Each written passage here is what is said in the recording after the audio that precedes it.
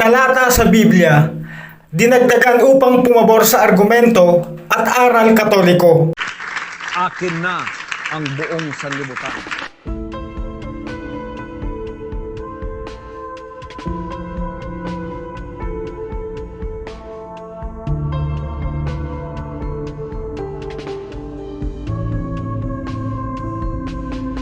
Inutil! Tarantado!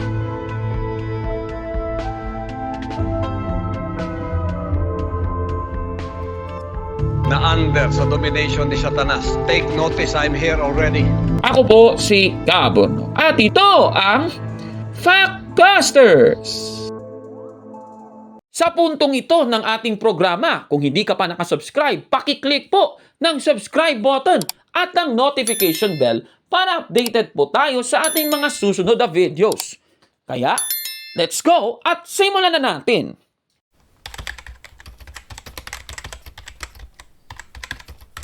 Magandang araw mga kapatid and welcome na naman sa isang episode ng Factbusters PH.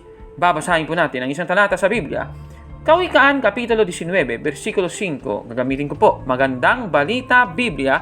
Ganito po ang ating mababasa.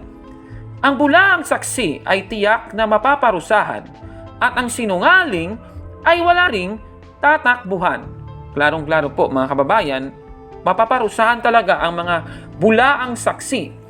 At yung mga nagsisinungaling, wala talagang matatakbuhan, ano? Ayon po sa Biblia.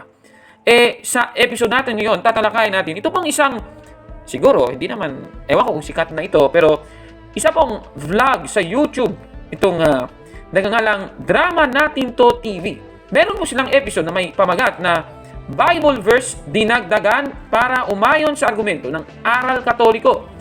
Ito po ay in-upload noong July 16, 2021 na may mahigit sa 3,000 views na as of July 21, 2021. Ano ba ang pahayag ng mga nasa likod ng video na ito? Ito, panoorin natin, Drama Natin To TV, mga kapatid. Talata sa Biblia, dinagdagan upang pumabor sa argumento at aral katoliko. Grabe pala talaga, no? Ayon po sa vlog na ito, talata daw sa Biblia, dinagdagan upang pumabor sa argumento at aral katoliko. Sige. So, itong tanong mga kapatid, ano? Totoo ba ang pahayag na ito ng mga vlogger sa YouTube na parang mga miyembro ng Iglesia ni Cristo? Paano nila nasabi ito mga kapatid? Eto, panoorin natin ang kanilang naging sagot. Ang argumento at katwiran tungkol sa krus at pag-aantanda ng mga Katoliko ay kanilang pinaninindigan na hindi raw mali, kundi ito pangaraw ang tanda ng taong maliligtas ayon sa mga pagtuturo ng mga paring Katoliko. May mga talata mula sa Biblia na ginagamit sila upang bigyang katwiran ang kanilang mga argumento. Subalit sa pagsasaliksik natin ay napansin natin na may pagbabago sa salin na kanilang ginagamit na referensya upang pumabor ito sa kanilang katuwiran at palitawin na tama ang kanilang argumento. Narito ang kanilang mga pahayag. Panoorin po natin. Pero babalikan po natin yung question na saan naman mababasa sa banal na kasulatan yung pagtatatak ng krus. Ayan. Ay gayon po dahil sila'y makakaaway ni Kristo at tayo hindi kaaway ni Kristo, nagtatatak tayo ng krus. Saan po yan mababasa? Dito po. Hawak ko po ngayon ang banal na Biblia na salin po ng ating dakilang Bible scholar, Brother Mars, na si Monsignor Jose C. Abrion. Tayo may Bible scholar, yung doon sa Diliman, wala. Ay, wala po. Wala pong salin ng Biblia. Wala po silang sariling Biblia, Brother Mars, sapagkat walang credibility at walang competence.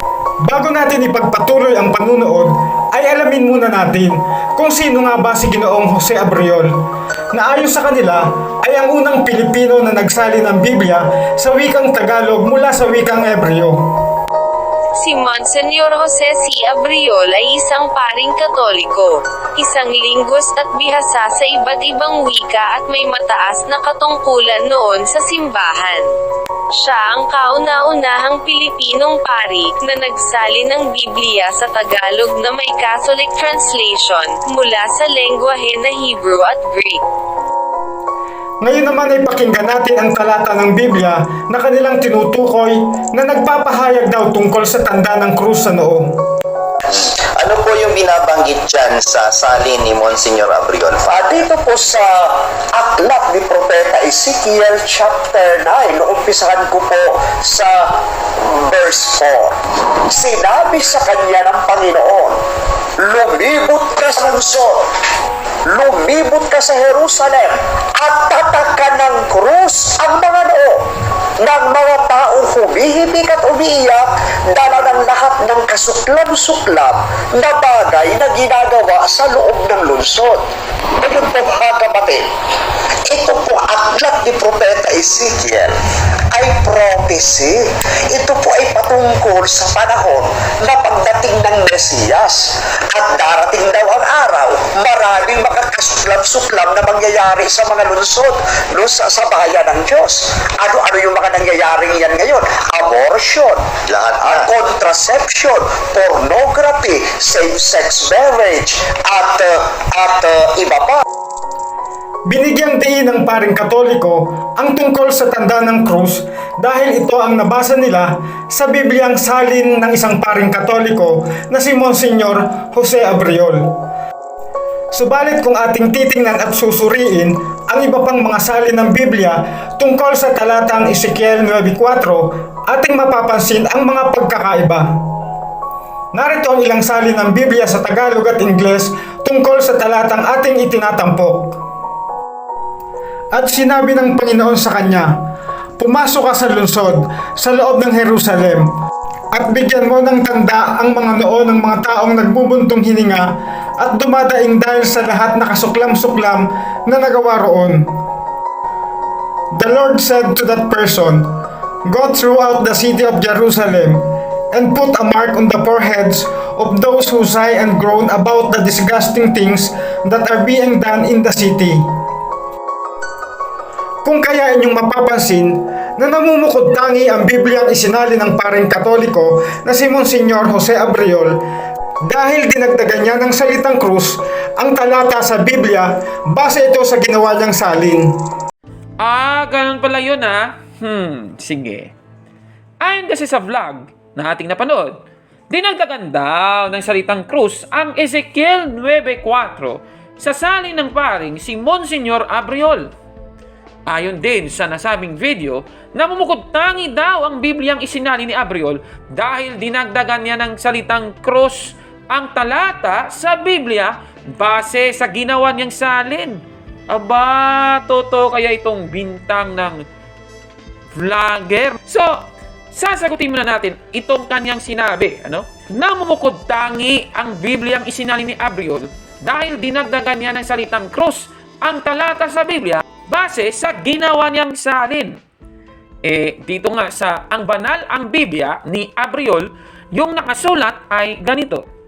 At sinabi ng Panginoon sa kanya, lumibot ka sa lungsod, lumibot ka sa Jerusalem, at tatakan ng krus ang mga noo ng mga taong humihikbi at umiiyak dala sa lahat ng kasuklam-suklam na bagay na ginagawa sa loob ng lungsod.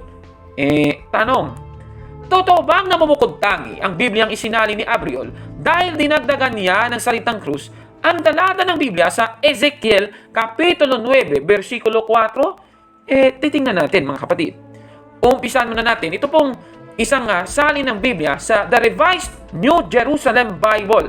Ganito po ang ating mababasa sa Ezekiel Kapitulo 9, versikulo 4. And the Lord said to him, go right through the city, all through Jerusalem, and mark a cross on the foreheads of all who grieve and lament over all the loathsome practices in it.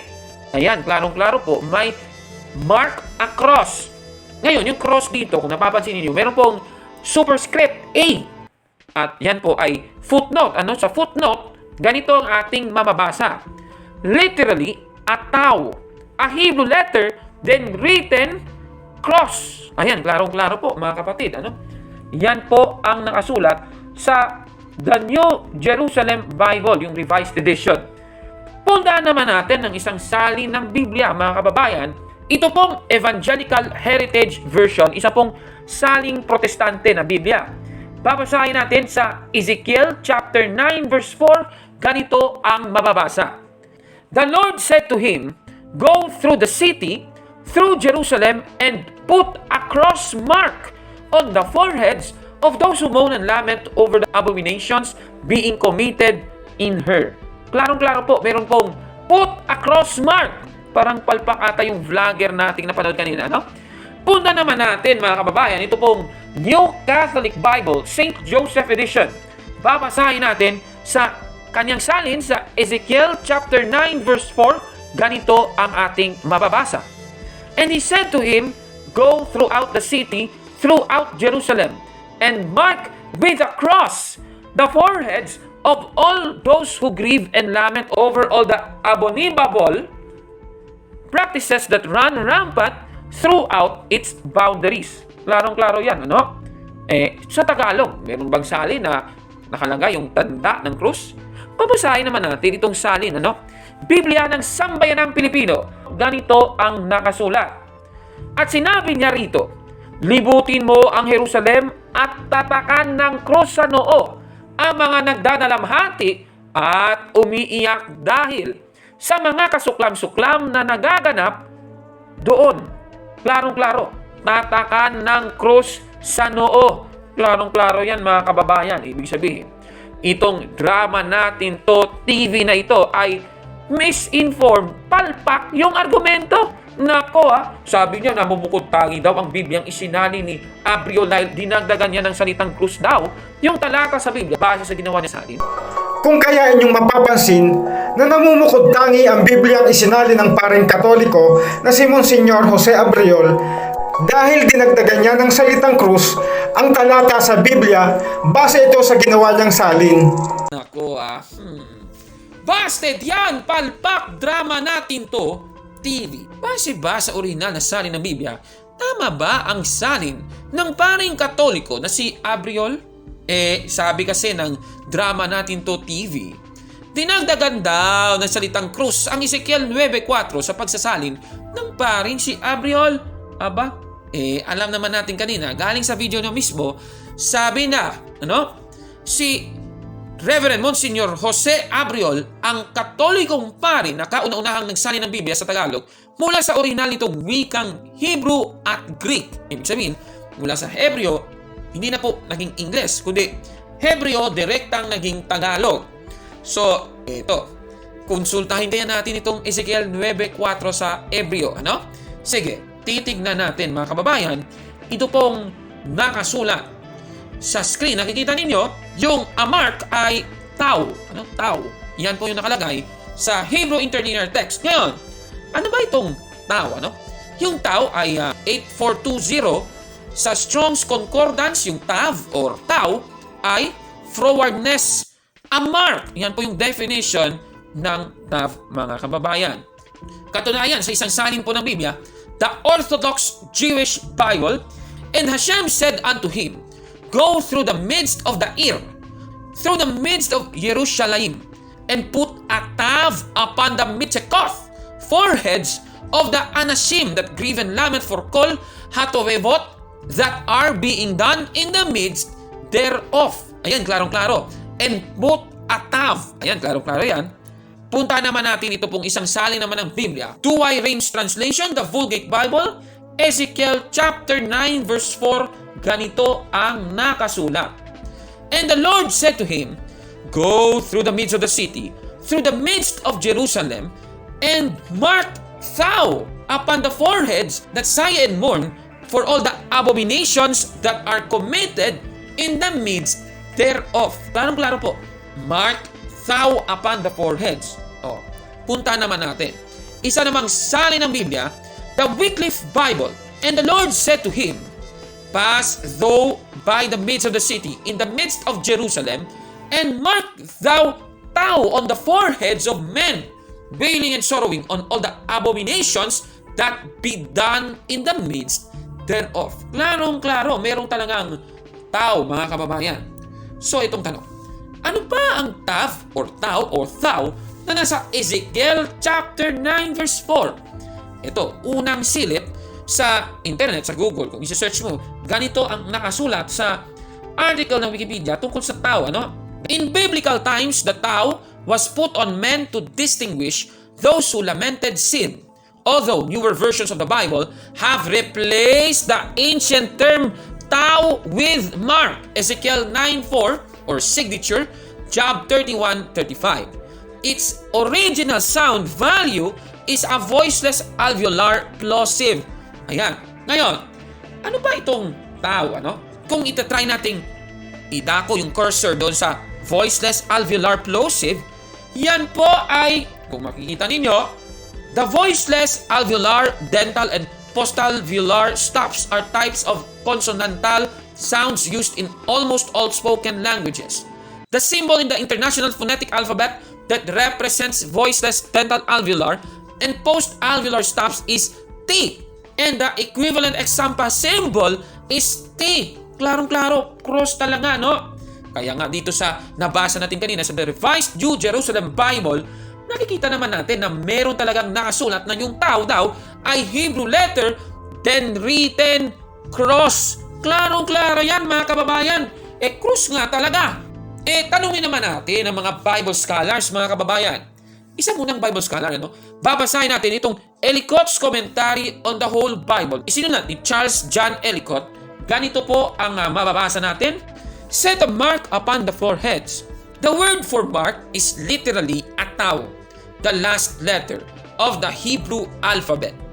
This, in many of the ancient alphabets, and especially in that in use among the Hebrews up to this time, and long retained upon their coins, was in the form of a cross.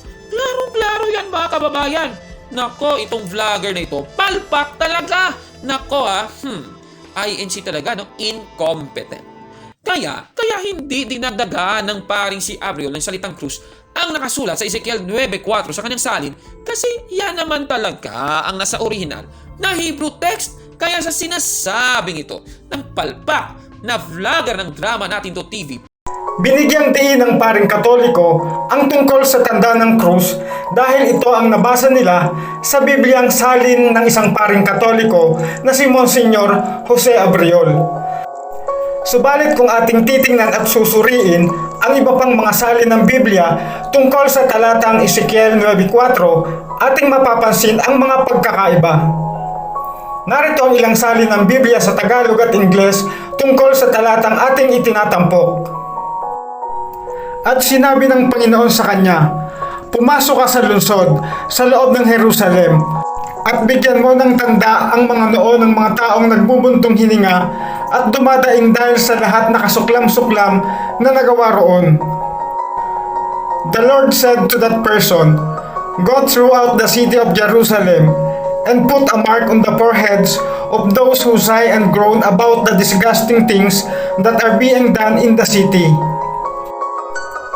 Kung kaya inyong mapapansin na namumukod tangi ang Bibliang isinali ng paring Katoliko na si Monsignor Jose Abriol dahil dinagdagan niya ng salitang krus ang talata sa Biblia base ito sa ginawa niyang salin. para lang siraan ng Iglesia Katolika. Busted yan! Nako, nakakahiya talaga. Nako, palpak na vlogger. Mag-research ka pa, boy, ha? Mag-research ka muna bago ka magsasatsat at siraan ang Iglesia Katolika. Napatunayan naman natin mali-mali at bulaan itong nagsasalita sa Drama Natin to TV.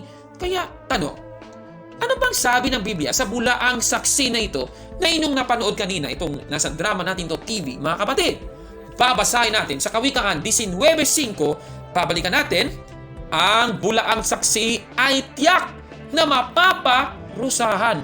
Klarong-klaro, mga kababayan, Diyos na po ang bahala sa kanya.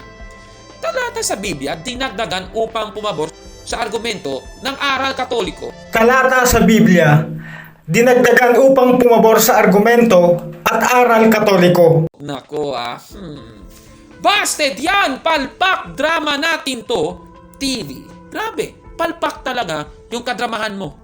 Ano po masasabi nyo sa ating video na ibinahagi ngayong araw na ito, mga kapatid? Comment down below kung ano masasabi mo sa Drama Natin to TV na nagpapakalat ng kasinungalingan. Kaya kung like mo ang video nito, i-smash ang like button at mag-subscribe na sa ating channel Factbusters PH. Kaya, huwag maniwala sa sabi-sabi. I-check muna kung fact nga talaga.